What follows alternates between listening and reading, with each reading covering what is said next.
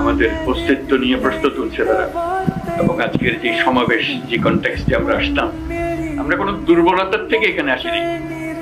আমরা এখনো সেই জাতি, যখন আমরা দেখি পুলিশ বলে যে স্যার একটা মারি তো 4টা দাঁড়ায় যায়, এখনো 4টা না 40টা দাঁড়াবে। এবার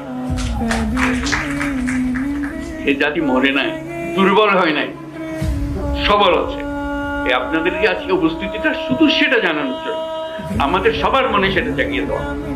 এটা আমাদের থেকে ছিনিয়ে নেওয়ার কোনো অবকাশ, কারো শক্তির নাই। যে যত ষড়যন্ত্র করুক, যত অপপ্রচার করুক, তত কিছুই করুক, আমাদের থেকে এটা ছিনিয়ে নিতে পারবে না। কারণ আমাদের রক্ত এখনো শুকায় নাই। আমাদের দেয়ালে দেয়ালে যে লেখাগুলো আছে আসা যাওয়ার পথে রোজ পড়েন, সেগুলো মুছে যায় না, এখনো ডক ডক করছে এগুলো এখনো। সেটা আমাদের মুখেও ডক। কাজে আমরা সেই শক্তি